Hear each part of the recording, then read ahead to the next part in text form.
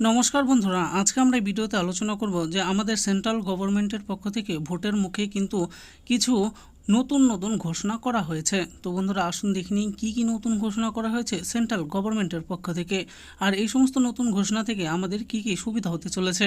বলা হয়েছে যে ভোটের মুখে বিজেপির জমকালো ম্যানিফেস্টো, কি কি বড় ঘোষণা করা হলো ইস্তেহারে। দেখুন, এখানে বলা হয়েছে যে বাংলা নববর্ষের দিন ভারতীয় জনতা পার্টি বিজেপি সরকারের ম্যানিফেস্টো বা ইস্তেহার প্রকাশ করে। আরও বৃহৎ পরিসরে সুবিধা পাবেন দেশের সাধারণ মানুষ। আগামী 5 বছরের জন্য জমকালো প্রতিশ্রুতি ঘোষণা করেন প্রধানমন্ত্রী নরেন্দ্র মোদী। ঘটনাক্রমে এদিন ছিল বাসন্তী পূজা, মহাষষ্ঠী ও বাবা আম্বেদকরের জন্মজয়ন্তী।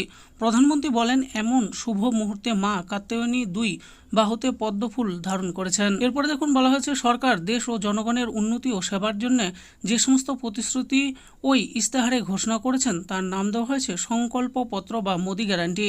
এক নজরে দেখে নিন বিজেপির ইস্তেহারে কি কি বলা হয়েছে। দেখুন, বলা হয়েছে যে প্রধানমন্ত্রী সাফ জানিয়েছেন সরকার কোনো দুর্নীতিতে জড়াবে না, কাউকে দুর্নীতি করতেও দেবে না।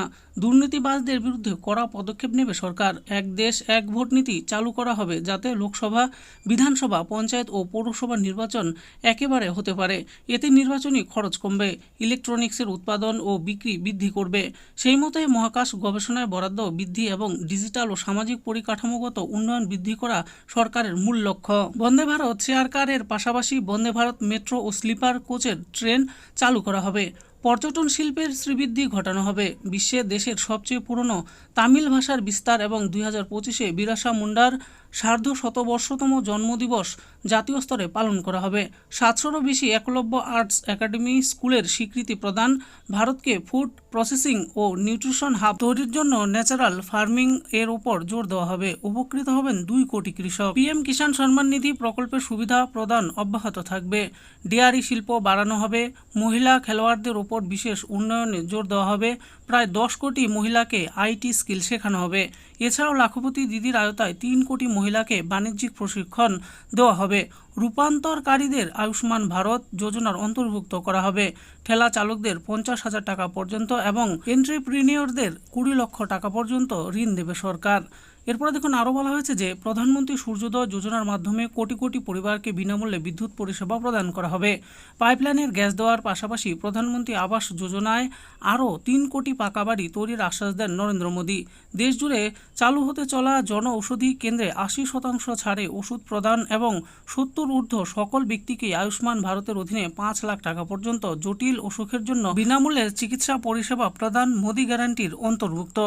এরপরে দেখুন, বলা হয়েছে যে আগামী 5 বছরের জন্য বিনামূল্যে পুষ্টিযুক্ত রেশন দেওয়া হবে। ইতিমধ্যেই 25 কোটি মানুষকে দরিদ্র তালিকা থেকে বের করেছে সরকার।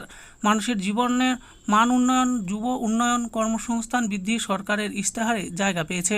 বিজেপির প্রতি মানুষের আশ্বাস ধরে রাখা, জনজাতির গৌরববর্ষ এবং সর্বোপরি দেশের গরিব, যুব, কৃষক ও মহিলা শক্তিকে বৃদ্ধি করা সরকারের মূল লক্ষ্য। তো বন্ধুরা, দেখে নিলেন আজকে আমরা এই ভিডিওতে আলোচনা করলাম সেন্ট্রাল গভর্নমেন্টের পক্ষ থেকে ভোটের মুখে কি কি নতুন কর্মমুখী পরিকল্পনা নেওয়া হয়েছে সেই ব্যাপারে এই ভিডিওতে আলোচনা করেছি। আশা করি ভিডিওটি আপনাদের ভালো লেগেছে। আর ভিডিওটি যদি আপনাদের ভালো লেগে থাকে তাহলে অবশ্যই একটি লাইক করবেন।